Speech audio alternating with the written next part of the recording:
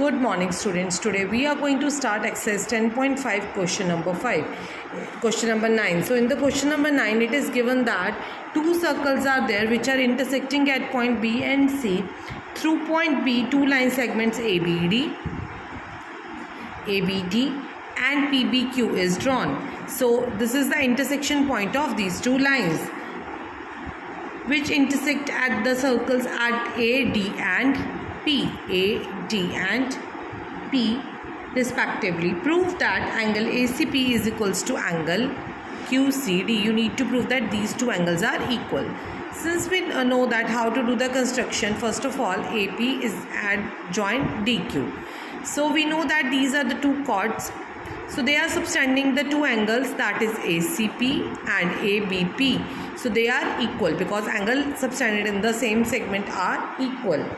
So which implies these two are equal. Similarly, when DQ is the chord, so these two angles are equal. Which two? DCQ or QCD is equals to DBQ. So these two angles are also equal.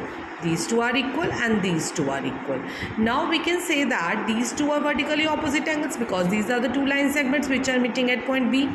These are vertical opposite angles. So from 1, 2 and 3, if these two are equal, so if these two are equal, PBA and ABQ, so which implies that ACP and QCD are also equal. Now in the question number 10, if the circles drawn taking two sides of the triangle as the diameter, so these are the two lines of the triangle. By taking these as the diameter, we have drawn the two circles. So we need to prove that the point of the intersection of these circles lie on the third side. So the point of the intersection of these circles means point D lie on the third side. We need to say that ADB is a third side. We want to prove that BCD, PDC is a third side. Now ADB and ADC are 90 degree. Why? Because AD is a diameter and angle subtended by the semicircle in this is 90 degree, because this is 180 by theorem 10.8, this is half of this is 90. Similarly, if this is 180, so this is the diameter and this will be 90 by theorem 10.8 second case.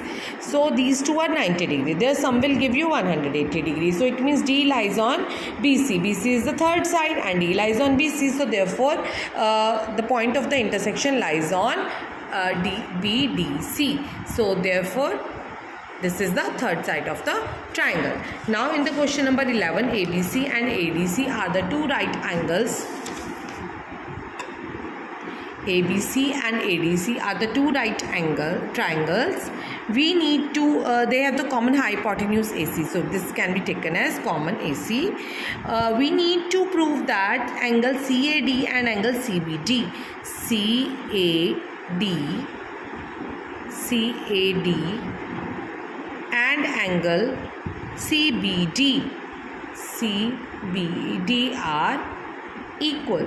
So we need to prove them they are equal. So let's start from here. Angle B and angle D are of 90 degree. It can be said that they lie in the semicircle. So triangles ABC and triangle ADC are in the semicircle and the points ABCD are the concyclic. So we can say that they are the concyclic because these are of course making 90 degree angles. So this lie in the semicircle, and when it lies in the semicircle, it means ABCD lies on the circle, then only it is making a 90 degree angle. So that's why these are concyclic. Concyclic means they are forming a cyclic quadrilateral. So hence CD is the chord of the circle, which means that CD will be the chord, AB will also be the chord. Now if CD is the chord and it is subtending the two angles, which is angle DBC and angle DAC, so they are equal. So we know that the angles in the same segment of the circle are equal, CAD and CBD, hence proved. Now in the question number 12, we have a circle. We need to prove that a cyclic parallelogram is a rectangle. Cyclic parallelogram is a rectangle. So this is cyclic and this is parallelogram as well. ABCD be a cyclic parallelogram. What does that mean? The sum of the opposite it is a quadrilateral. Parallelogram is a quadrilateral. Sum of the opposite angles of the cyclic quadrilateral is 180 degree. And we know that it is a parallelogram, so opposite angles are also equal. They are equal as well. So A and C are equal. The sum of them is 180 degree. So instead of C, you can put A, because since they are equal, so twice of A is 180, which implies that A is 90 degree.